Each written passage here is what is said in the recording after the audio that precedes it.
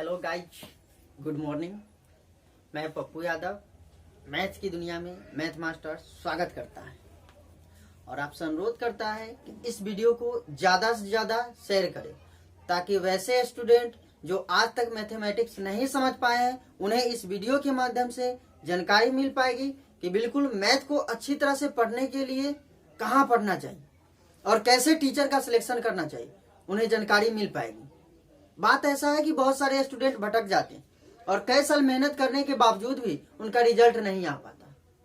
कारण ये है कि बहुत सारे शिक्षक कहते हैं कि मैं इतना क्वेश्चन पढ़ाता हूँ, मैं इतना क्वेश्चन पढ़ाता हूँ। उन्हें लगता है कि मैं जितना ज्यादा क्वेश्चन पढ़ाऊंगा उतने ज्यादा विद्यार्थी मेरे पास आएंगे। क्या ये बात सही है? आपको लगता है कि ऐसा है कि जितना ज्यादा क्वेश्चन पढ़ाऊंगा उतने ज्यादा विद्यार्थी आएंगे? नहीं, मैं मानता हूं ये बात बिल्कुल गलत है। क्यों गलत है? मान लो तुम स्टूडेंट हो और डिजिट सिखाया जाता है तुमको 0 से 9 तक। यदि कोई शिक्षक आपसे ये कहे कि मैं 10,000 तक सिखा दूंगा, तो बताओ 10,000 तक सीखना सही है कि 0 से 9 तक सीखना सही है?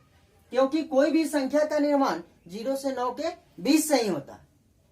तो सोचो, अगर 0 से 9 तक सीखते हो तो किसी भी संख्या का निर्माण तुम खुद से कर सकते हो। लेकिन यदि कोई शिक्षक आपसे ये वादा करे कि मैं 10,000 तक सिखा दूंगा, तो वहां सीखना सही है, क्योंकि 10,000 तक तुमको रटाएगा और रटने की जो आदत आज तक लगी हुई है तुम वही देखते आ रहे हो, उसी पे चलते आ रहे हो। क्या लगता है कि रटने से नौकरी हो जाएगी? लगता है कि रटने से सवाल एग्जाम में बन जाएगा? ऐसा लग रहा है तुमको? ऐसा कतई संभव नहीं है।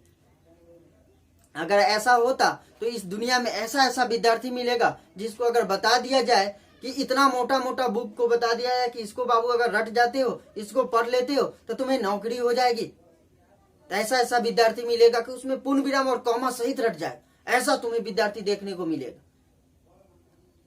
ये बात सोच लो कि रटना है, पढ़ो ऐसा। मैथमेटिक्स कहता है कि ऐसा पढ़ो कि उंगली में आंख हो जाए। इतना प्रैक्टिस हो जाना चाहिए तुमको मैथ का। ऐसा पढ़ो कि मैथ को जब ये क्वेश्चन आया है तो हो सकता है इस पर और कुछ क्वेश्चन बन सकता है। क्या आने वाला समय में हो सकता है कि इस पर और कुछ क्वेश्चन बन सकता है? जैसे देखो, पहले का जिस सिचुएशन था वो वैल्यू पुटिंग करता था, लोग उत्तर आ जाता था। ट्रिग्नोमेट्रिक में वैल्यू पुट करता था, उत्तर आ जाता था। लेकिन अब क्या हो गया? अब सभी जो भी क्वेश्चन आ रहा है सब फार्मूला बेस्ड क्वेश्चन आ रहा है। सभी फार्मूला बेस्ड क्वेश्चन है। अब तो नया पैटर्न हो गया, पैटर्न चेंज हो रहा है। जैसे जैसे समय बदल रहा है वैसे वैसे कटअप आगे बढ़ रहा है, एग्जाम टफ होते जा रहा है। तो तुम्हें लगता है कि अगर फार्मूला को तुम याद करते हो, फार्मूला के लिए कहता है मैं ये ट्रिक दूंगा, वो ट्रिक दूंगा, ताकि तुम आसानी से फार्मूला को याद रख सकते हो। क्या लगता है कि फार्मूला याद करने के लिए कोई ट्रिक की जरूरत है? ऐसा मैं मानता हूं कि फार्मूला याद करने के लिए किसी भी ट्रिक की कोई जरूरत नहीं। आज तुम देख पाओगे इस वीडियो के माध्यम से कि सच में फार्मूला याद करने के लिए किसी भी ट्रिक की जरूरत नहीं। चलो आज हम बात करते हैं एडवांस मैथ की। और एडवांस मैथ के में सबसे पहले हम ट्रिग्नोमेट्रिक शुरू कर रहे हैं। ट्रिग्नोमेट्रिक देखते हैं कि ट्रिग्नोमेट्रिक क्या है।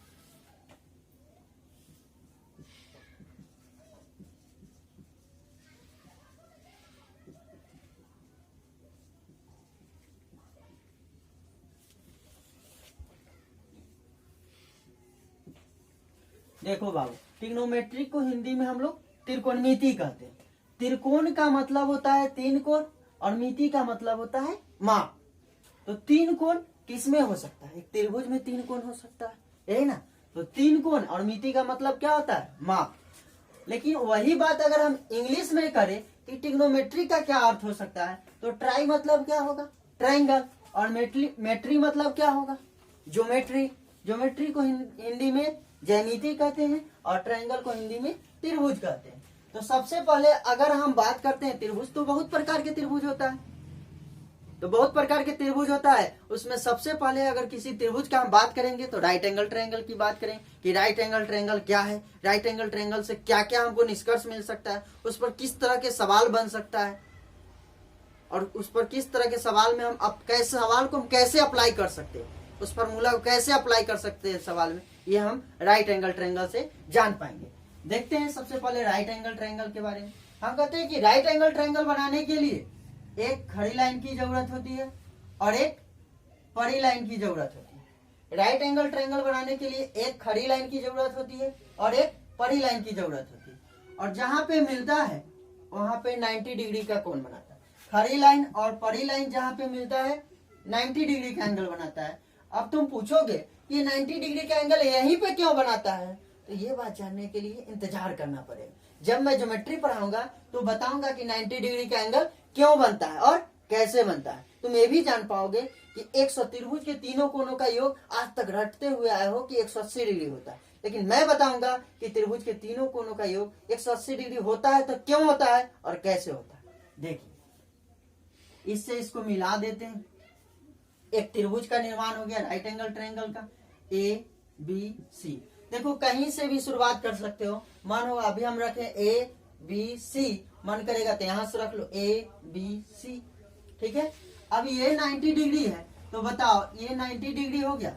हम कहते हैं कि यदि बाबू बताओ तुम यहां से देखते हो, तुम यहाँ पे खड़े हो, यहां से तुम देख पा रहे हो, यदि तुम यहां से देख पाते हो तो यहां से तुम देखते हो तो एंगल यहाँ पे बनेगा, यहाँ पे एंगल बनेगा, यानी थीटा कोण यहाँ पे बनेगा, बनेगा कि नहीं बनेगा। अब देखो यहाँ पे एंगल बनेगा तो ठीक इसके सामने क्या होगा, परपेंडिकुलर। और जहां पे खड़ा होकर तुम देख रहे हो वहां क्या होगा, बेस हो जाएगा। और ये क्या होगा, हाइपोटेनस।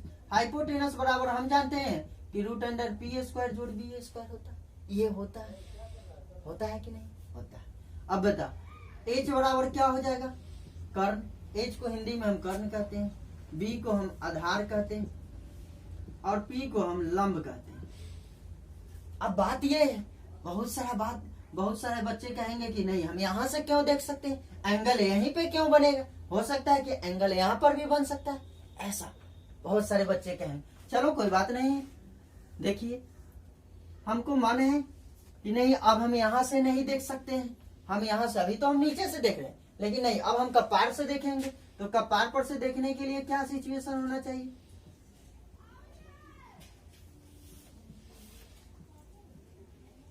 बताओ। अब तुम यहां से यदि देखते हो तो हम कहते हैं यहां से देख लो तुम। हम जानते हैं ये खड़ी लाइन ये पड़ी लाइन चला, यहाँ 90 डिग्री का एंगल बना देगा। अब बता ये ए बी सी हो गया। हम कहते हैं जब यहां से देख रहे होते हैं एंगल तो यहाँ पे बनेगा। जब एंगल यहाँ पे बनेगा तो हम कहते हैं कि अल्फा कोण बनाता है। जब ये अल्फा कोण बनाता है तो इसके ठीक सामने क्या होगा, लंब हो जाएगा, यानी परपेंडिकुलर। और ये क्या होगा, यहाँ से खड़ा होकर देखते हो तो ये बेस हो जाएगा। और ये क्या हो, हाइपोटेनस। हाइपोटेनस बराबर √अंडर पी स्क्वायर जोड़ बी स्क्वायर होता है। ये तो जान चुके हो, कोई प्रॉब्लम है, कोई प्रॉब्लम नहीं। चल अब बात करते हैं, आज पहली बार तुमको देखने को मिलेगा कि त्रिभुज से हमको इतना ज्ञान होगा। अब त्रिभुज से और क्या क्या मिल सकता है, राइट एंगल ट्रायंगल से और क्या क्या जानकारी हो सकती है हमको। तो देखो हम बात करते हैं ट्रिग्नोमेट्रिक रेशियो की। अब बात करते हैं कि आखिर ट्रिग्नोमेट्रिक रेशियो क्या होता है। तो ट्रिग्नोमेट्रिक रेशियो देखते हैं, ट्रिगो रेशियो ये आज तुम देख पाओगे। जैसे हम बात करते हैं कि साइन की बात करते हैं, साइन, कॉस, टेन, कॉट, ये क्या है। कोई पूछे बाबू बताओ कि साइन क्या है, कॉस क्या है, टेन क्या है, कॉट क्या है, क्या तुम जान पाए, बता पाओगे कि साइन क्या है, साइन क्या दे सकता है, ये बता पाओगे।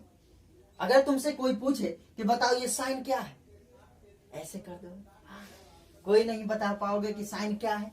देखो मैं बताता हूं कि साइन क्या है।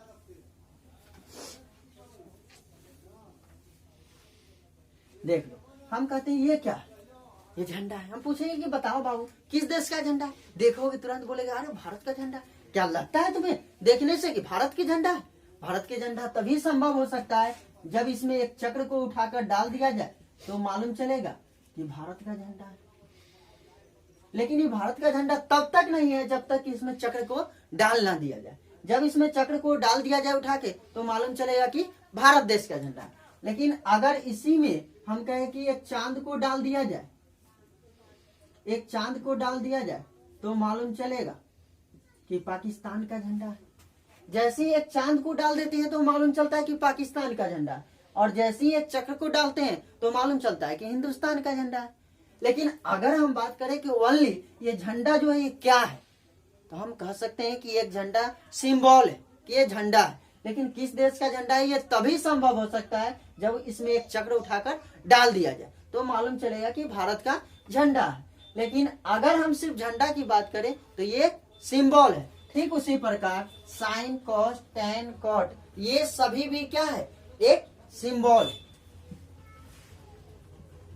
कौशिक, सेक, ये सभी क्या है, ये सभी एक सिंबल है।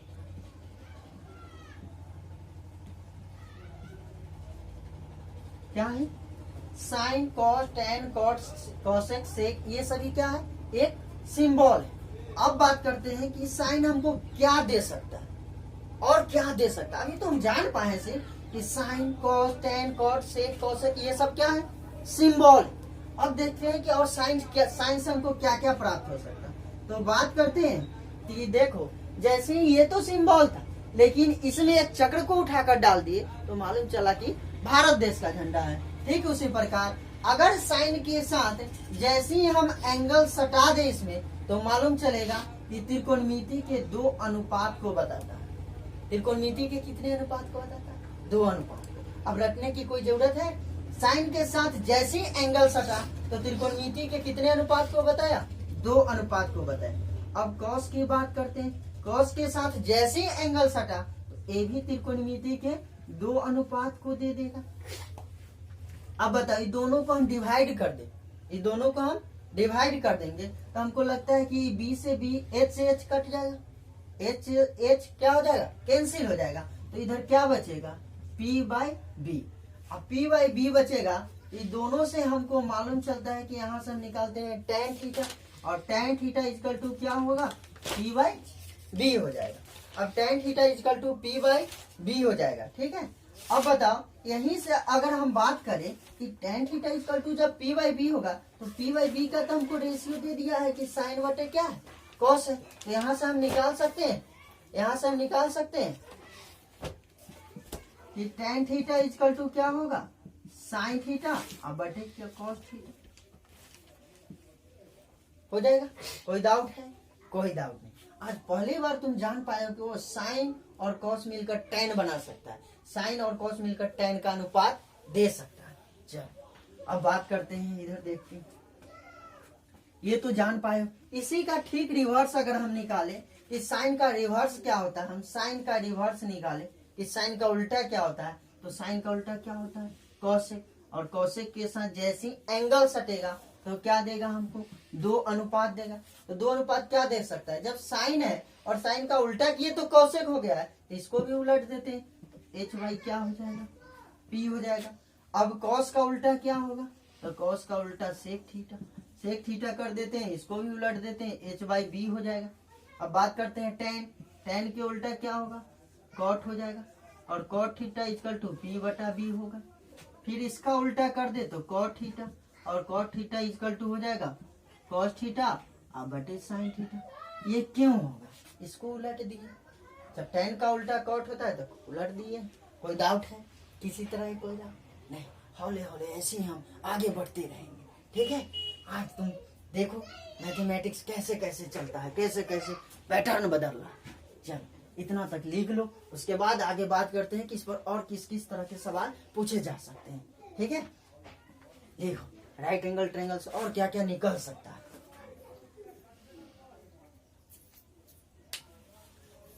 आशा करते हैं आप लोग लिख लिए होंगे, इसको हम मिटा सकते हैं।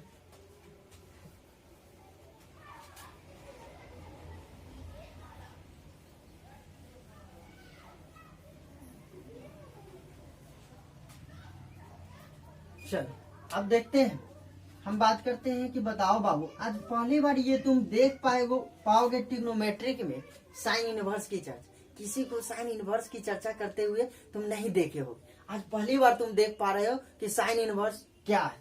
Sine inverse, cos inverse, tan inverse. हम पूछे कि बताओ बाबू साइन इनवर्स क्या है, कॉस इनवर्स क्या है, टैन इनवर्स क्या है, मालूम है? किसी ने बताया है? नहीं।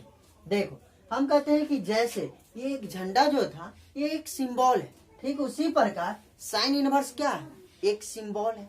ये तभी हो सकता है, तभी कुछ दे सकता है जैसे ही साइन इनवर्स के साथ अनुपात सटेगा तो हमको क्या बताएगा, एंगल को डिनोट करेगा, एंगल को बताएगा। जैसे यहाँ साइन के साथ एंगल सटा है तो त्रिकोणमिति के दो अनुपात को बताया है।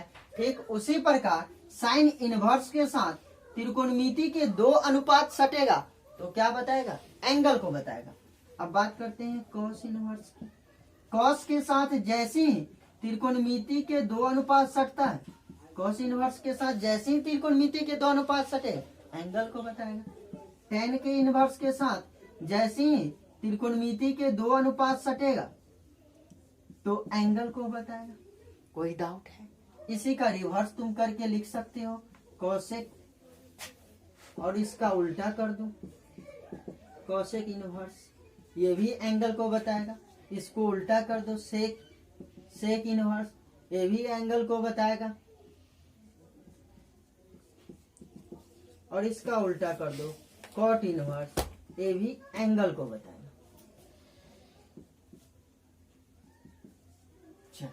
यहाँ तक तुम नोट करो और इस पर किस किस तरह के सवाल बन सकते हैं, सवाल हम आगे देखते हैं।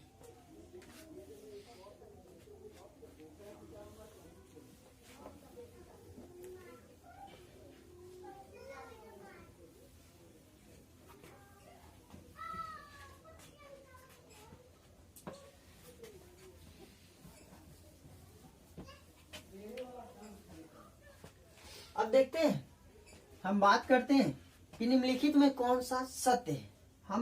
अगर हम सवाल यहाँ लिखे कि निम्नलिखित में कौन सा सत्य है, अगर हम बात करें कि sine inverse equal to sine inverse 30 degree, sine inverse कितना डिग्री, 30 डिग्री। फिर बात करते हैं कॉस 4/5। फिर बात करते हैं tan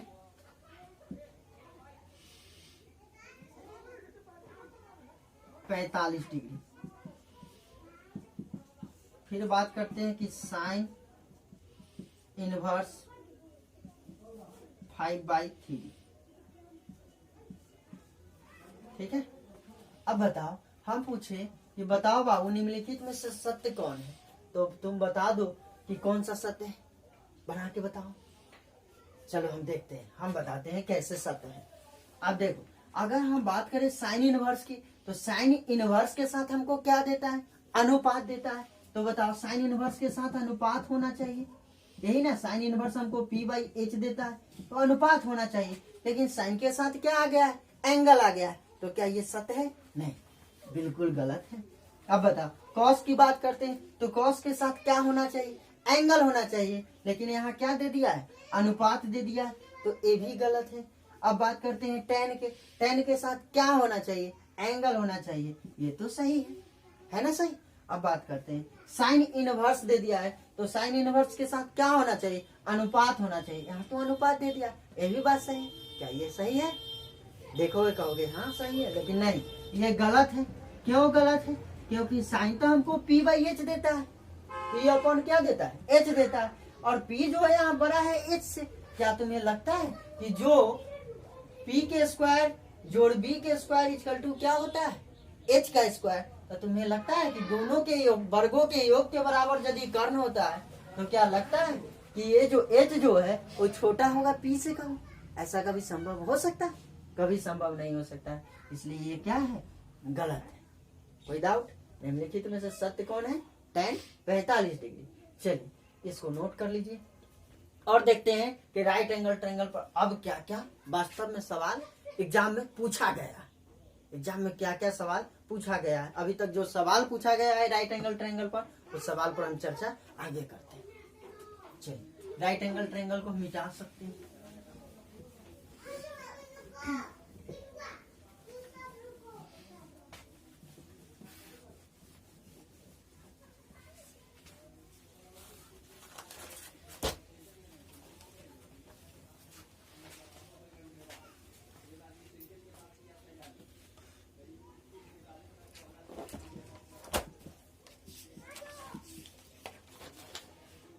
tan θ इक्वल टू 4। हो तो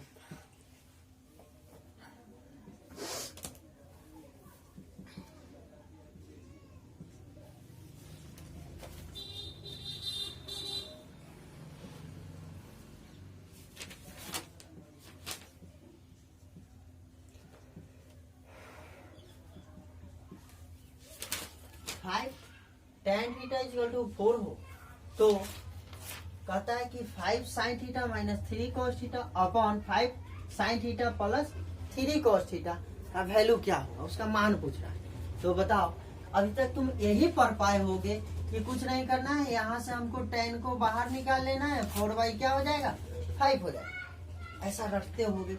अब p अपॉन एच कर देना है, यहाँ से हमको b निकाल लेना है, यहाँ पुट कर देना है, यही ना पढ़ते हैं क्या? इससे नया कुछ जानने की कोशिश किए हो? नहीं। अब देखो, अगर हम ऐसा बनाते हैं तो ऐसा तो किताब में बनाया हुआ है, किताब से बना लो, किताब से सीख लो क्या। लेकिन ऐसा हम नहीं बनाएंगे। हम कहते हैं कि देखो, यदि दे दिया है 5 tan थीटा इक्वल टू 4, तो हम बात डायरेक्ट इस पर करते हैं कि यहाँ से हम cos कॉमन ले लेते हैं।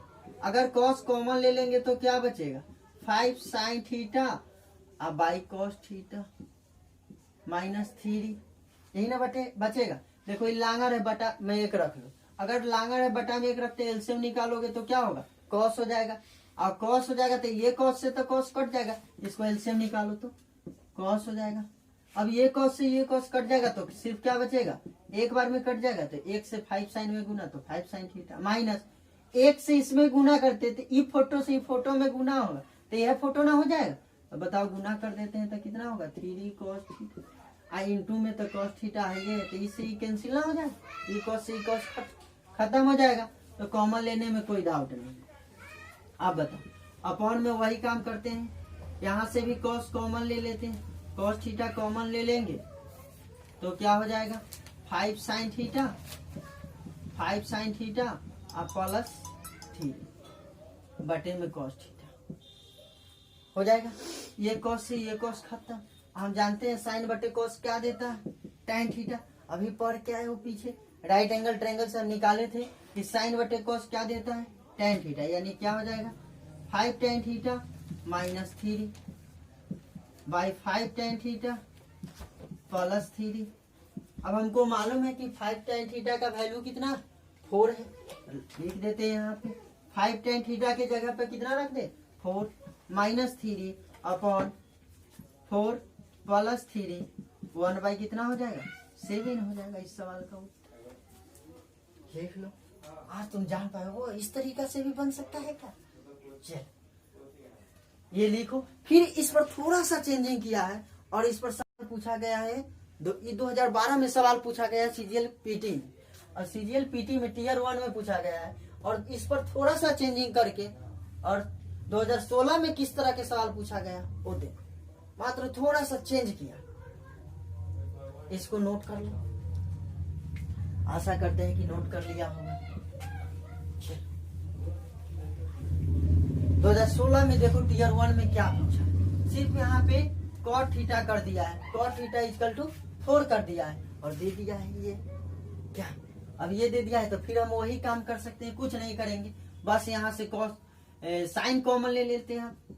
जब हमको cot निकालना है तो क्या कॉमन ले लेते हैं साइन थीटा कॉमन ले लेते हैं, साइन थीटा कॉमन ले लेंगे तो क्या बचेगा 5 माइनस 3 cos थीटा, अब बटे क्या बचेगा साइन थीटा, यही ना बचेगा। मन करेगा तो गुना कर दो, क्या हो जाएगा 5 sine theta into 3 cos theta into sine theta, तो साइन से साइन कट जाएगा, वही चीज आएगा। फिर बाई में लिख देते हैं, फिर साइन कॉमन ले लेते हैं, क्या होगा 5 प्लस 3 cos थीटा बटे साइन थीटा, यही होगा। इससे ही कैंसिल हो जाएगा। अब बताओ कैंसिल हो जाएगा तो क्या बचेगा 5 माइनस 3 cos थीटा बटे साइन थीटा, क्या है tan का उल्टा होता है तो जानते हैं कि क्या होगा cot theta, 5 minus 3 cos theta बटे साइन थीटा, ये भी क्या हो जाएगा cot थीटा हो जाएगा। हमें मालूम है कि cot थीटा का वैल्यू कितना देकर रखा है 4 देकर रखा है, यानी यहाँ से रख सकते हैं 3 into 4 by 5 minus 3 into cos theta के जगह पर कितना रखेंगे 4 रख देंगे। अब बताओ यहाँ से लिख सकते हैं कि कितना होगा, 4 तिया 12, 12 में से 5 घटेगा तो कितना हो जाएगा, -7। ठीक है, अब बताओ 4 तिया 12 और 12 में प्लस में है ना, 4 तिया 12, 12 5 कितना हो जाएगा, 17। लिख।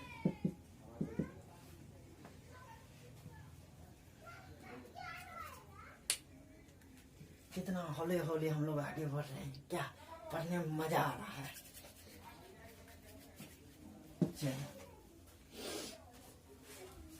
ये 2016 के सीजीएल पीटी में पूछा गया सवाल है। अभी 2012 में देखो किस तरह के पूछा था, फिर उसी को थोड़ा चेंज किया और 2016 में पूछा इस तरह के सवाल। इस पर बहुत सारा सवाल पूछा गया, बहुत सारा सवाल पूछा गया।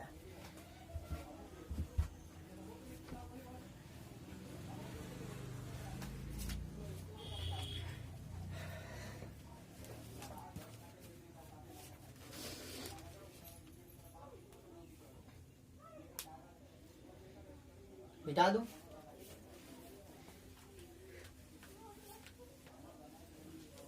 एक सवाल आप लोग के लिए, एक सवाल आप लोग के लिए हम देते हैं।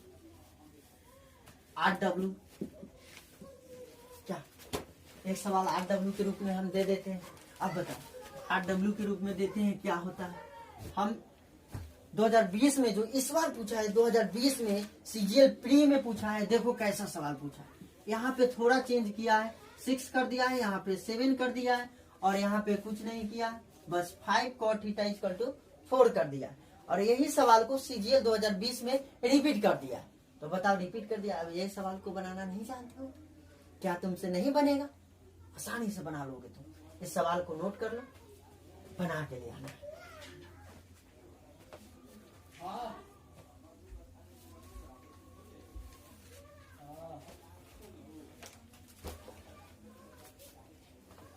मिटा देते हैं।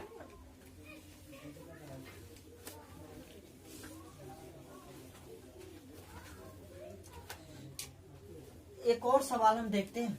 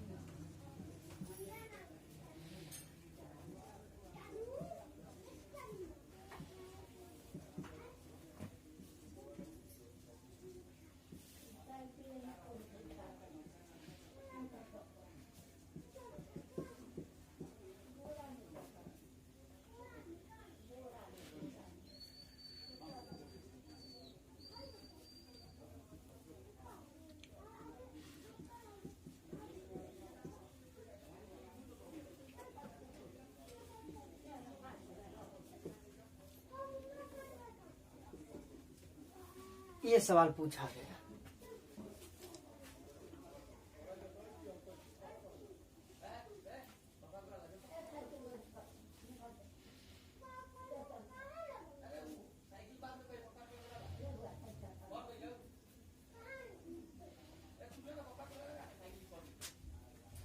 यही सवाल को 2012 मेंस में पूछा गया है और यही सवाल को 2016 मेंस में भी पूछा गया है। ठीक है, तो देखो इस सवाल को कैसे कर पाते हैं। अगर हम बात करते हैं 2016 मेंस, पहले तो हम बात करते हैं कि राइट एंगल ट्रायंगल। अभी तो हम राइट एंगल ट्रायंगल के बारे में सिर्फ जानकारी ले पाए। राइट एंगल ट्रायंगल से आगे अभी अब कुछ भी जानकारी नहीं है और नहीं तुम अभी जान पाए हो।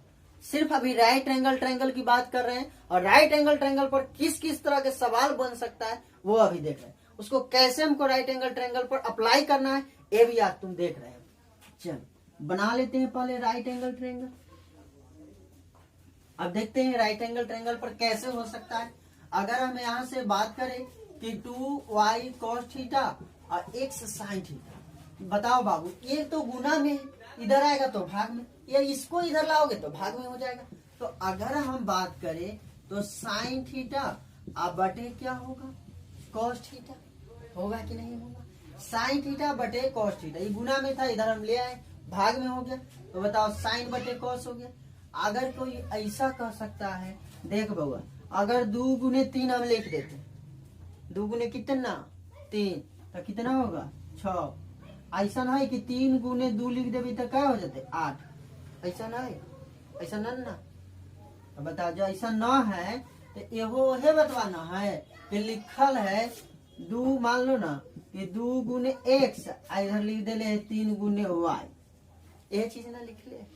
और कुछ है, अब मान ले x में से बाहर निकाले से तो 3 आ गुने y या बट्टे में 2 जाए से कि ना जाए से, तो मान लो कि हम 2y के बाहर निकालेंगे तो बट्टा में जते कि ना जते, तो यह नहीं बट्टा में आ गया साइन बट्टे कॉस, जो का त्यों हम छोड़ दिए x, अब बट्टा में क्या आ जाएगा फिर y आ जाएगा।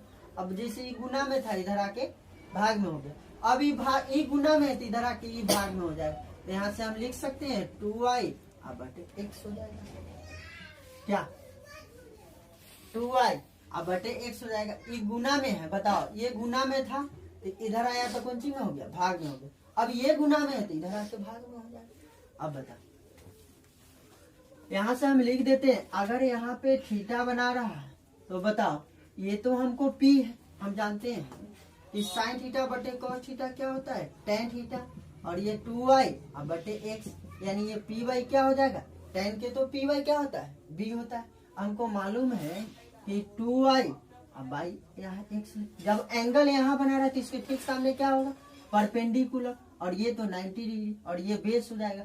अब यहाँ पे क्या होगा हाइपोटेनस, आज जानते हैं कि हाइपोटेनस बराबर रूट अंडर क्या होता है पी स्क्वायर जोड़ बी स्क्वायर होता है। तो बताओ p मालूम है कि 2y है, तो लिख दो 2y के स्क्वायर जोड़ x के स्क्वायर, यही ना होता है। अब बताओ 2y के स्क्वायर करेंगे तो हम लिख सकते हैं 2y गुने 2y, 2 दूना कितना हो जाएगा 4, y में y से गुना करेंगे कितना हो जाएगा y स्क्वायर। तो बताओ यहाँ से लिख सकते हैं 4y square plus x square. कोई डाउट है? कोई डाउट नहीं, रूट ओवर। अब देखो यहाँ तक तो जान पाए, अब देखते हैं बात करते हैं नाउ। अब क्या हो सकता है, अब देखते हैं कि लिखते हैं यहाँ 2x sec theta minus y cosec theta equal to 3 दे दिया। अब बताओ सेक किसका उल्टा होता है साइन का, सेक किसका उल्टा होता है कॉस का। अब कॉस का अगर हम उल्टा कर देंगे तो बताओ 2x है तो 2x। अब बताओ कॉस का क्या होता है, कॉस का होता है b by H, cos theta equal to b by H, तो इसका उल्टा कर दे तो h बाई क्या होगा b हो जाएगा। h मालूम है कि कितना है, h मालूम है कि रूट अंडर 4y स्क्वायर जोड़ x स्क्वायर अपॉन क्या हो जाएगा b होगा, यानी x हो जाएगा h बाई बी, ई से ये कैंसिल हो जाएगा माइनस y गुने ये क्या होता है साइन का उल्टा होता है, साइन का होता है p बाई एच, तो इसका हो जाएगा h बाई पी। h मालूम है कि रूट अंडर 4y स्क्वायर जोड़ x स्क्वायर अपॉन में क्या हो जाएगा बताओ p होता है तो 2y हो जाएगा, ये से ये कैंसिल हो जाएगा इक्वल टू कितना होगा 3 हो जाएगा। अब बताओ बाबू बात ऐसा करते हैं कि ये तो 4y स्क्वायर, अगर हम बात करें कि 2 यहाँ लिख देते हैं, देखो यहाँ लिखते हैं 4x, आप प्लस में लिख देते हैं 6, ऐसा लिख। अब बताओ यदि हम ऐसा लिख दे तो ऐसा लिखने से क्या कोई फर्क पड़ेगा, हमको मालूम है कि 2 इसमें भी है तो 2 इसमें भी है, तो हमको 2 मालूम है तो यहाँ 2x आप प्लस 3 लिख ही सकते हैं, क्यों दरबान आगे से खड़ा कर सकते हैं कि नहीं, क्योंकि गुना करेंगे तो 2 दूना 4 और फिर 2 तिया 6 हो जाएगा। ठीक उसी प्रकार देखो तो दोनों में दरबान लग रहा है कि नहीं, तो बाहर तो दरबान खड़ा कर सकते हैं, अगर बाहर दरबान खड़ा करें तो क्या होगा रूट ओवर 4y स्क्वायर जोड़ x स्क्वायर इंटू में क्या बचेगा, ये 2 है तो 2 लिख लिए, माइनस यहाँ से बाहर निकल गया तो क्या बचा 1/2 इक्वल टू कितना 3। अब इसको ही लांगर है बटा में 1 रखो, एलसीएम निकालोगे तो कितना 2 होगा, 2 दूना 4, 4 में से 1 घटेगा तो कितना होगा 3 हो जाएगा। तो बताओ इधर लिखते हैं, अच्छा से देख पाएंगे, ठीक है। अब बताओ यहाँ से हम अगर 4 में से 1 घटाते हैं तो कितना होगा 3 हो जाएगा, तो यहाँ से लिख देते हैं कि 4y स्क्वायर जोड़ x square equal to into 3/2 equal to 3। ये 3 से 3 कैंसिल हो जाएगा। अब बता रूट अंडर क्या होगा 4y² जोड़ एक्स स्क्वायर इजकल टू इधर भाग में इधर आके गुना में क्रॉस गुना कर दो तिरछा। अब इधर से जैसे ही अब बताओ अगर हम थोड़ा सा बात करें कि हम लिखते एक्स स्क्वायर बराबर 2 लिखते, तब बताओ एक्स जैसे ये पर से टोपी हटेगा तो इस पर रूट हो जाएगा, और जैसे ही रूट हटाओगे तो फिर टोपी चढ़ जाएगा। तब बताओ जैसे ही इस पर से रूट हटेगा तो बताओ बाबू इस पर टोपी चढ़ेगा कि नहीं चढ़ेगा? टोपी चढ़ेगा कितना 2। अब बताओ तो कितना हो जाएगा 4y² जोड़ एक्स स्क्वायर इजकल टू 4। यही ना हमसे पूछ रहा था 4y² जोड़ एक्स स्क्वायर। चल आ गया। किसी तरह कोई डाउट है तो बोल सकते हो।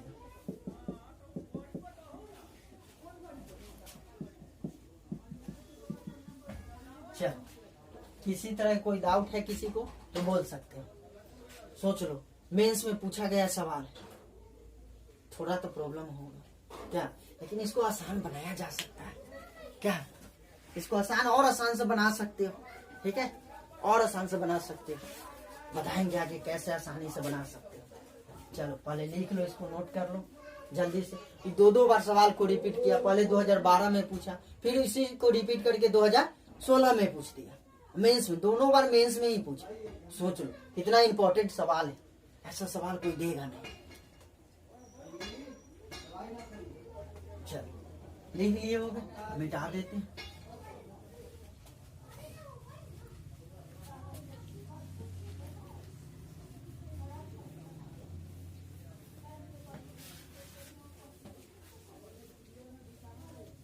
अगर किसी को दिक्कत होता होगा थोड़ा सा भी तो उसको वीडियो को रिपीट करके देखो, पीछे बैक करके देखो, फिर नहीं हो तो और किसी को दिखाना है तो वीडियो को चिप में डाल लो और किसी के यहाँ भेज दो, भेज के कहो वहां पे देखने के लिए। सबको बताओ कि मैथमेटिक्स क्या है, कैसे मैथमेटिक्स को सीख सकते हो, कितना आसान है मैथमेटिक्स। जो मैथमेटिक्स जानता है ना उस होता है मुझे मैथमेटिक्स आता है, देखना उसका रिजल्ट बहुत न के बराबर आता है, शायद संजोग से कभी आता है। और जो नहीं जानता है वो ज्यादा गहराई में पहुंचना चाहता है, और ज्यादा गहराई में जब पहुंचता है उसका रिजल्ट आता है, क्योंकि वो हर निष्कर्ष से गुजरना चाहता है। ठीक है, देखो आगे और आगे क्या कर। अभी तो हम राइट एंगल ट्रायंगल की बात किए, और राइट एंगल ट्रायंगल पर क्या क्या सवाल हो सकता है, कैसे सवाल को हम अप्लाई करना है वो अभी हम जान पाए। अब आगे बात करते हैं। सबसे पहले हम बात करते हैं क्वाड्रेंट, यानी अभी तो हम ट्रायंगल की बात किए थे ट्रायंगल में, फिर हम ज्योमेट्री की अब बात करते हैं। ज्योमेट्री